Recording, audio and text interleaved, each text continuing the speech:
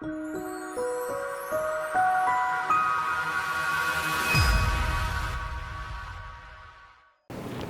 day, banks move and fund billions of dollars across currencies, products, and markets. Every transaction comes down to one fundamental question: what is money worth today? In an asset class like money market securities, even a 1 basis point change in your evaluations can dramatically influence asset allocations. This can then change the profitability of a bank, the funding and liquidity requirements of a bank, but most importantly, it can dictate capital allocation at a global level.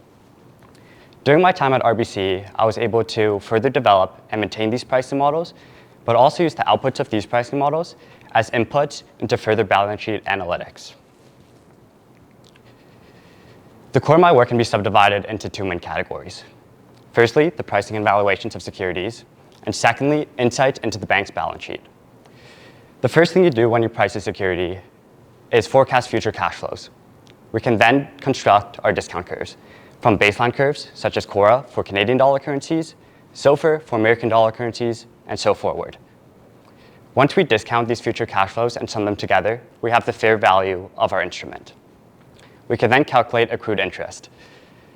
This process may seem simple, but when you deploy this at large scale, you introduce many new implications. Firstly, you have to take into account the different day count conventions between countries. You also have to count the different holidays between countries. And how do you evaluate metrics like accrued interest on market close days, like a holiday or a weekend?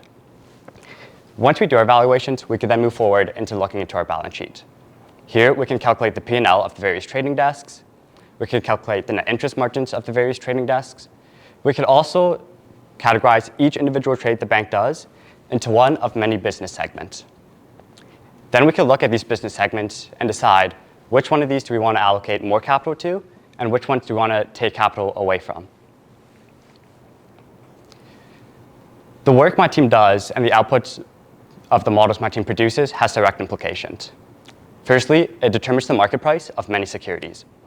Secondly, it determines the funding and liquidity needs of RBC's investment bank as a whole. But the most important thing my team does is it takes into account the value of every currency globally and then tries to come up with an optimal solution for capital allocation at a very large scale. Thank you.